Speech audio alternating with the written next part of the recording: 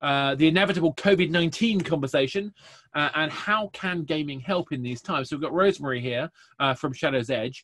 Rosemary's going to come and join me. I think this is an incredible kind of thing about what's happening with games. Games isn't necessarily immune from the issues of world problems, but it is a massively powerful tool for escape, for mental health support, and so on and so forth. And I'll be interested to see what Rosemary thinks about all of that. So Rosemary, thank you for joining us, and I will pass over to you. Oh, you're on mute. There you go. You're good. Yeah, there we go.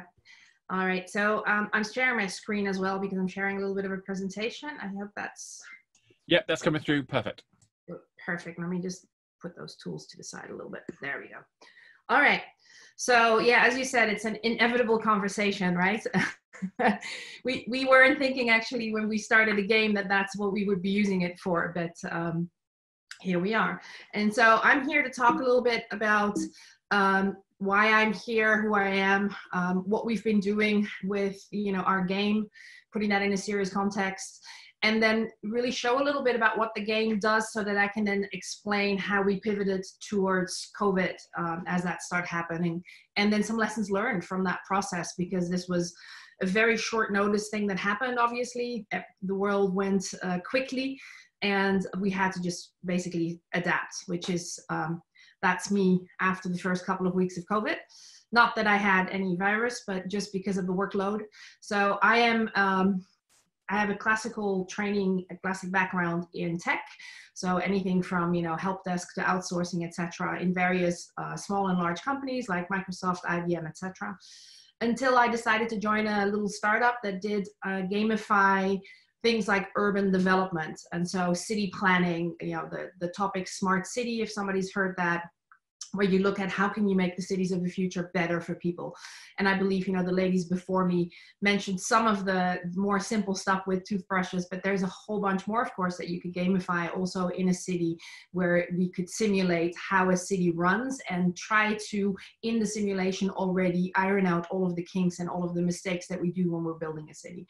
And so that part got me into gaming. And then I was approached by a friend of mine who said, look, I have a self-help book and I would like you to join. And so what I did first was I looked at her and I was like, okay, with a self-help book, if you want to do something that goes more digital, I think I would create a game. And I was thinking of, some of the things that you see here on this slide, a lot of the games that actually have some meaning to it nowadays, that are not just for entertainment, that are trying to get messages across. And so that's what I started doing. I started looking into those, and I came across some of these that are now quite well known. I don't know if anybody knows about Concrete Genie, for example. They want to raise awareness about bullying. So the game is a city where you go around and you actually work with a lot of tools of art and you go against bullies. I Hope is something that a company called Microsoft has made together with Hope Labs in the US. And it is based on a principle of shooting your cancer. So there you have to try and fight your cancer in a virtual world to empower you. And then another one maybe to point out is Mission 1.5, which is an environmental game where you can vote for your country's legislations and changes that you could make to actually help save the earth.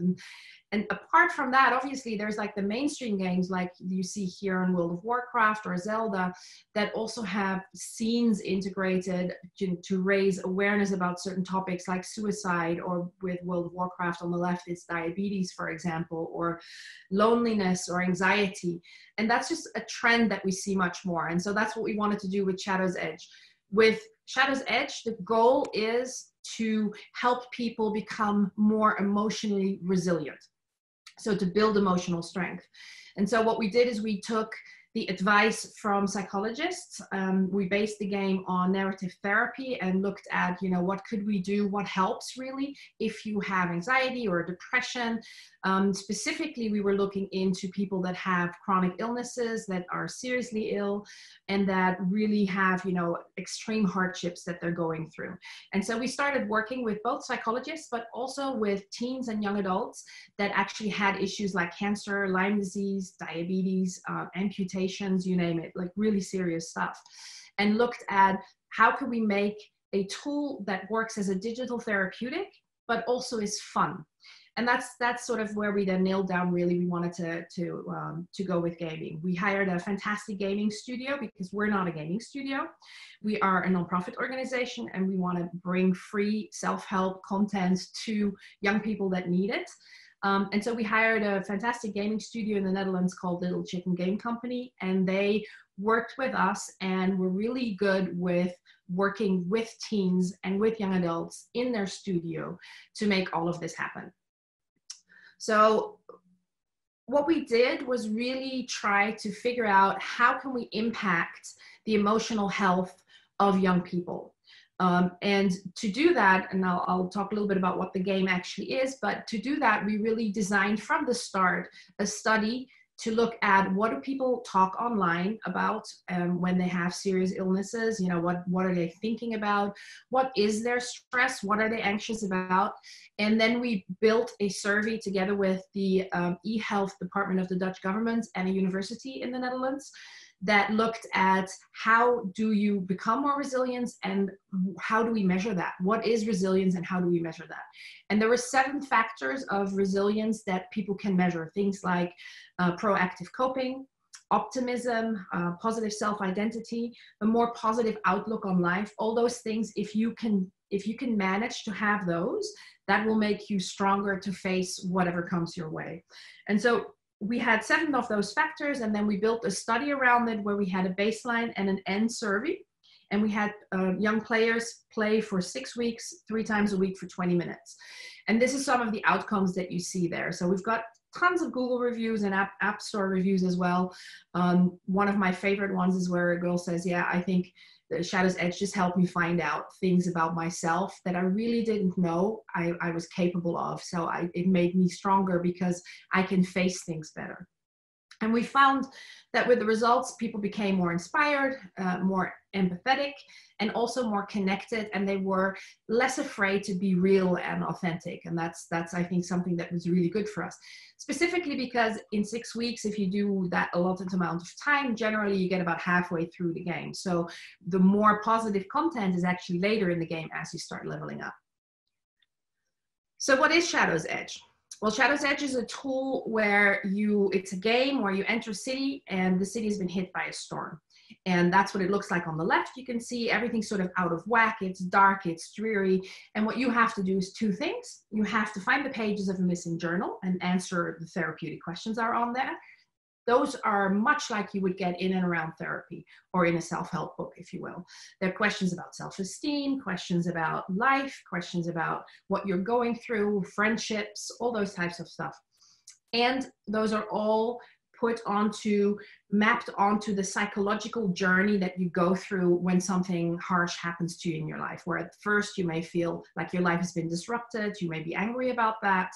Gradually, you start going into a phase that we call disillusionment, where you think this is never going to end. And, with COVID, we've all been there in the last couple of months. And then you get more into discovery, where you start to incorporate what's happened into your life and really see and look forward into what you're going through now. And as we started then testing more, and we had a clinical study also with Lurie's Children's Hospital, we saw, well, it's not just for people with chronic illnesses. There's actually a lot of other people that were approaching us and said, look, I just feel anxious. I'm totally stressed out. Can I play this game too? And so we started adapting the content more generally, taking away some of the medical questions and really putting that more into more content into our game that could apply to a broader audience.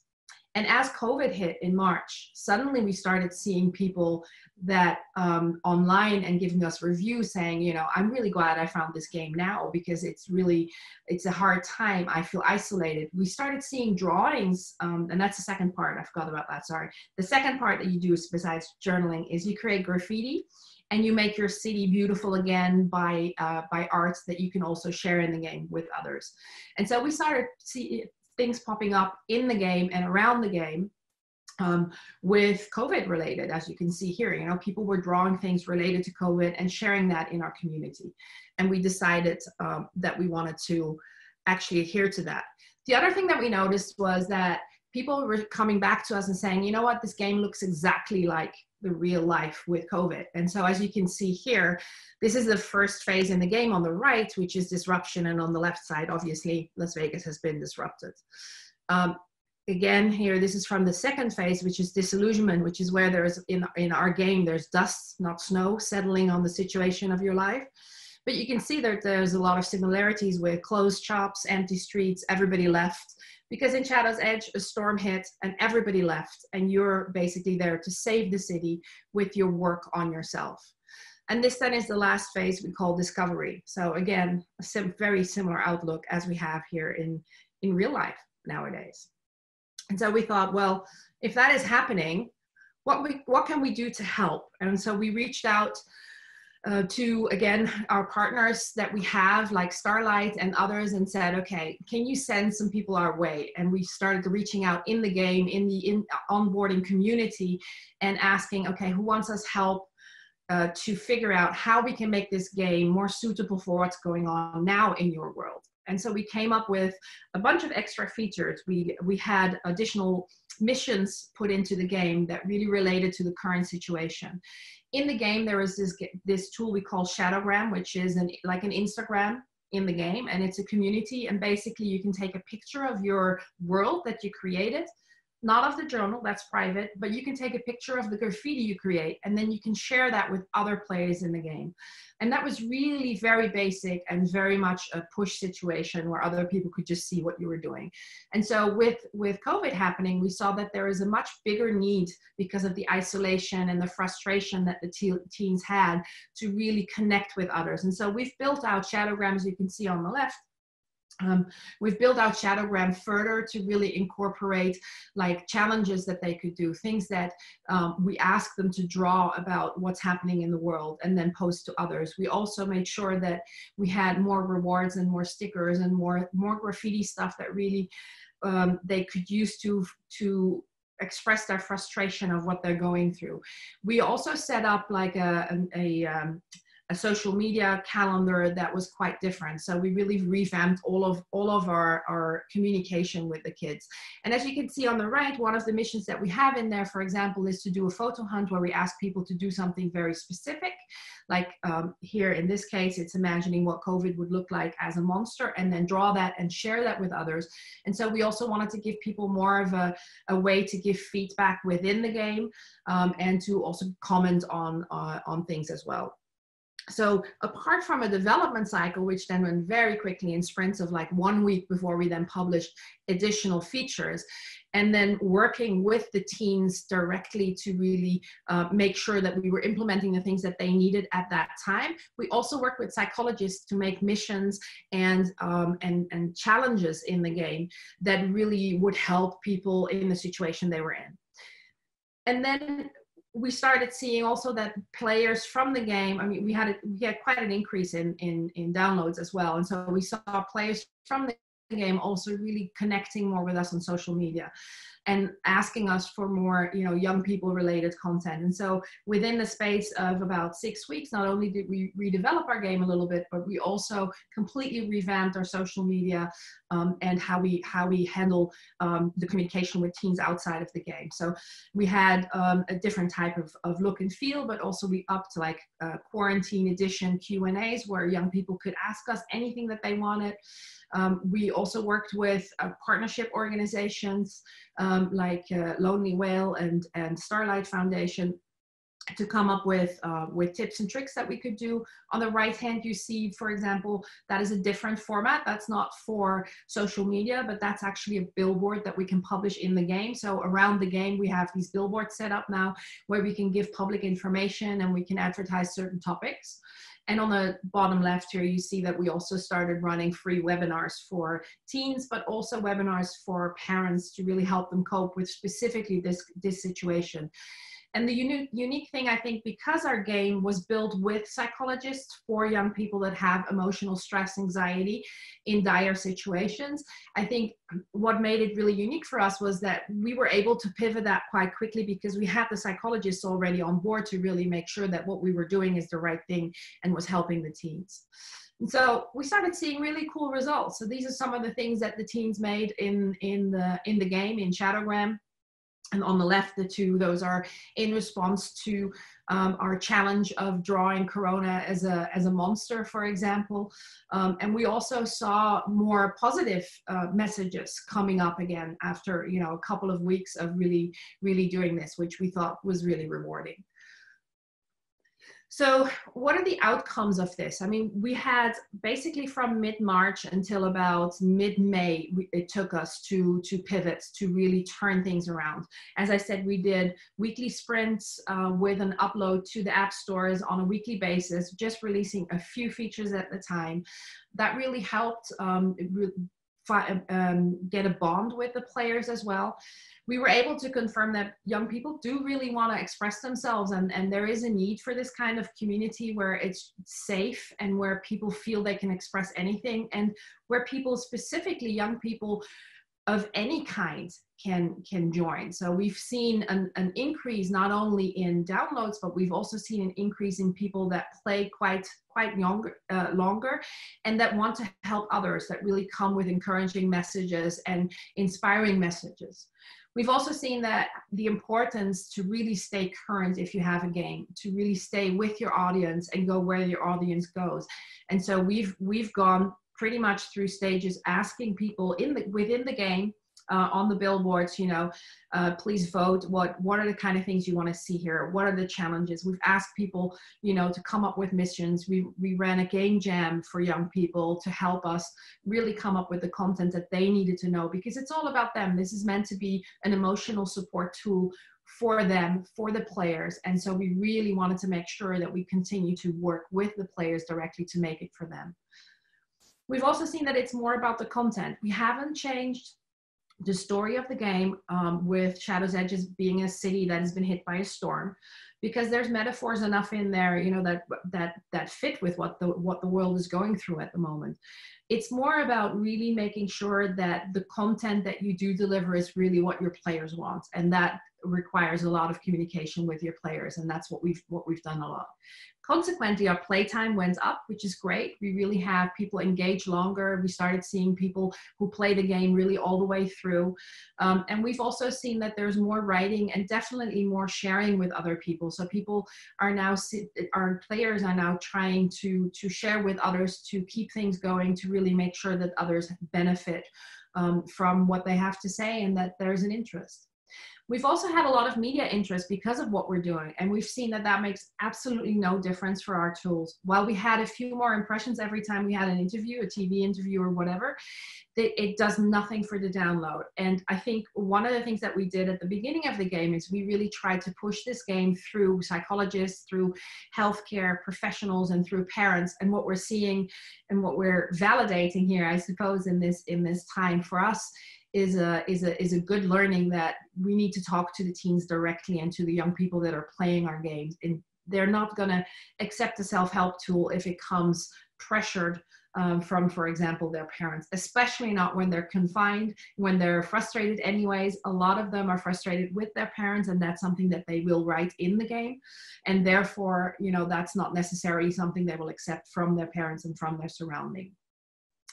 Another good thing to come out of this is that we had a lot more partnership opportunities. So with Starlight, for example, we're not only pushing the game with them on their website and through their media, but also at the same time, in parallel, we have dug out our version again that had more medical information. We've updated that, and we now have 2 versions of the game. So Starlight is pushing the more medical version out through all of their hospital network now over the next couple of months. They're going to run some campaigns with us. They're going to really actively push our products. And we have other partnerships that have really asked to work with us as well on topics that we never thought our game might be relevant for. But it is, because, you know, the game is not about fixing one issue. It's really about themes of what is happening in you as you go through something tough that comes your way. And that could be, you know, it could be an accident, it could be an illness, it could be what's going on in the world right now, it could be stress. We see a lot of messages on Shadowgram at the moment related to riots in the US, for example, where people feel unsure and just need to vent. So what we see is the the fact that young people want to reach out remains the same, and that there's themes, no matter what they are going through, there's themes that come up like isolation, loneliness, frustration, stress, anxiety, no matter what they're going through. And I guess that's something that we are really learning from this, that there is a lot more that we could do with the same game to help a lot more people. We've also seen that we have a much higher number of impressions. So people are actively in the stores looking for content, searching for things like mental health, searching for emotional health, searching for keywords like resilience. And we are in the gaming category. So for us, that's a really good thing to see that we still come up there. But of course, it also makes a huge difference in applications such as Calm and others. And they've seen numbers surge as well. So we do see that with everything that's happening in the world, there's just a lot more people looking for content that may help them. So that was a little bit of a roundabout pivot. I saw that there were some questions. I'm not sure, Oscar. We've got a couple. I mean, for me, I'm gonna kick. Actually, I should start. The first question is actually a request to connect with you, because Michelle Perez, who I think is, just remind myself what the company is, Mondia Media Group, apparently is keen to talk to you about distributing through operators and telcos. So I'll let you. I'll let you connect with her later. Game. I know I mentioned that at the beginning, but just to reiterate, it's a free game. We just want to help people. So anybody that wants to help us just get the game into the hands of people that need it, absolutely. My email address is here. I'm also very easy to find on Google due to my weird name. So that's a very easy one. I've just put you up here. I hope that's okay, but it feels weird to talk to you and then not see you. No, it's all good. It's all good. Okay. But I think what I find fascinating about this sort of stuff is that we kind of have an epidemic of mental health issues. I think it's actually not just the fact that we are in crazy times. The UK in particular, the US in particular, I think, ever since 2016 and obviously in the run up to 2016, there's been a lot of social issues. We've got the kind of the climate change denial issue, which is affecting a lot of people. We've got a whole bunch of kind of like problems in the world, and at the same time, we have I think a better understanding that mental health issues are human issues, and whatever that might mean. So one of the things that strikes me is that there are moderation and safety concern issues that we have to we have responsibility as developers of environments like this to make sure people are safe. Absolutely. How do you go about doing that? I work with a couple of mental health groups, and one of the things is helping people ask them the question, are they okay, and directing them to support. Do you do things like that? Yes, we do. So maybe just to back up a little bit. So one of the numbers, as you say, it's not just about COVID. We started already pivoting earlier on, where we just took out some of the medical questions and really focused on emotional health, because we started seeing that is a huge issue. And according to, for example, the American Psychology Association, about 27% of all people, young people, which the World Health Organization defines as 10 to 24-year-olds, actually identify themselves as being regularly depressed. That's a staggering number. If you consider that there's 1.2 billion people in that age group, and then 27% of that's a lot of people, no matter what they're going through and no matter where they are, right? As you say, there's things like eco-anxiety, there's so many new issues popping up. And apart from that, it is tough nowadays to be a teen. When I was younger, thankfully, Facebook and other things didn't exist, right? So I was able to screw up without people knowing. Yeah. But now there's just a whole lot more pressure to be perfect, and there's a lot more pressure, to really become what other people are showing is the new norm, basically. And so I think that's really important. And so to answer the question about security, yes, obviously we do. We are, as they say, HIPAA compliant and COPPA compliant. We have obviously rules and regulations in place. All of the content is on a secure server. It's hosted on Microsoft Azure. It's encrypted, all that kind of good stuff that you need to do technology-wise. One of the reasons why we didn't allow commenting was because we're a very small group of people, and so we couldn't provide the monitoring that is necessary according to the regulations to really be able to handle anything, you know, from bullying, etc. And of course, there's especially in this audience, you know, there is the metric called TTP, right? Time to penis. Yep. I'm so glad it wasn't me who said that one. So it's normally me who uses that acronym. I'm Dutch. But the point being with that, we haven't had one yet. Really? We really haven't had one. Wow. We've been for 2 years. We haven't had one, so that might be a new record. Just for context, for people who don't know why that acronym is so important, on PlayStation Home we had a Little Big Planet game, which was a whiteboard. The very, very first thing someone did when it went public was to draw a penis. The very, very first thing. And so the fact that you haven't had that yet blows my mind. Right? Spray painting, I mean. But no, so that's what we're doing now. So we've just gotten a small grant from the Dutch government to build out our community. One of the things we're going to be doing is opening up for commenting. And at that point, we're hiring resources. We've hired a community manager, and to really moderate and get the tools in place also, because obviously there's also technology tools that can help with that. Once we start growing bigger and we can't do it manually anymore, we also have a partnership with an organization in the US that does biometric registration. So there are, you know, measurements and steps that we can take. We're just doing them step by step, because we also don't want to just implement stuff for the sake of implementing it and just see where it goes and how it takes us. We don't have a huge audience yet. So we have about 30,000 players. So at the moment we're able to handle it, but we are steadily growing and we're getting to that point where we have to implement it. But we do have the concepts in place already. We have the people on board that can do it. We have the partnerships that are necessary for it. So it's now just really figuring out, you know, what's the best timing to be able to do that.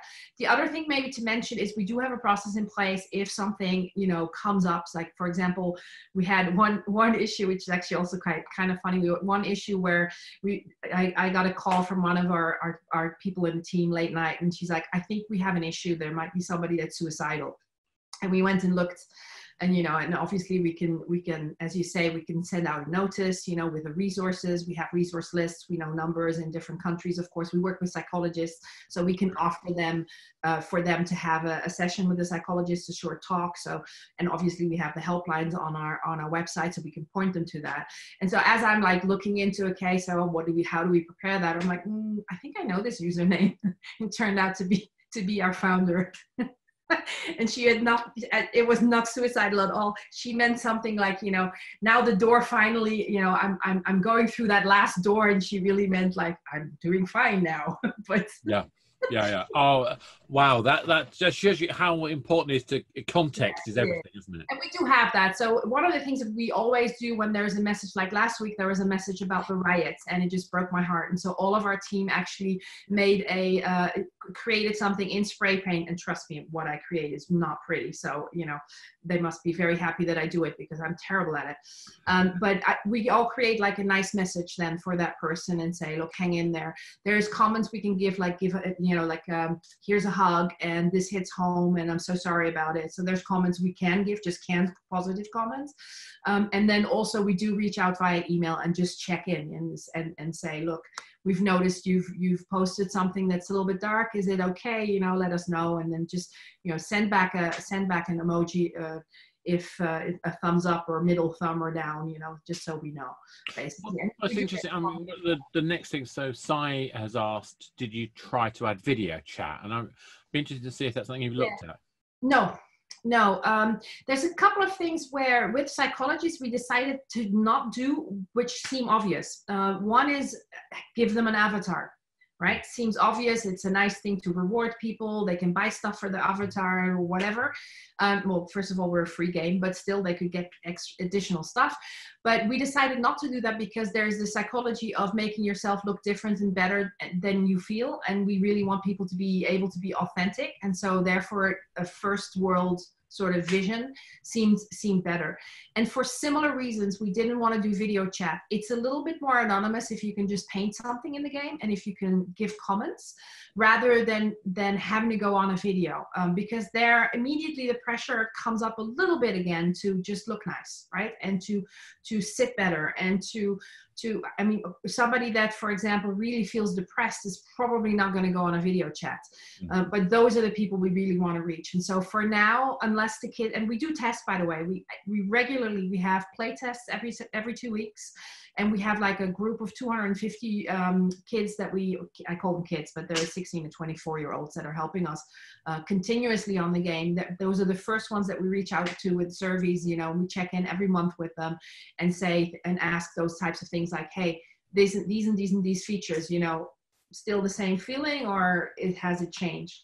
And video is one of the things that everybody immediately said, well, almost everybody said, no, we don't want it. And I think the reason for that is that you've got to be able to protect people. And I think as soon as you have a video chat, it becomes much harder to be anonymous. And I think in this context, you know, that's really, we've been working with a couple of companies in mental health issues and try to look at how you can use narrative play to support positive mental health outcomes.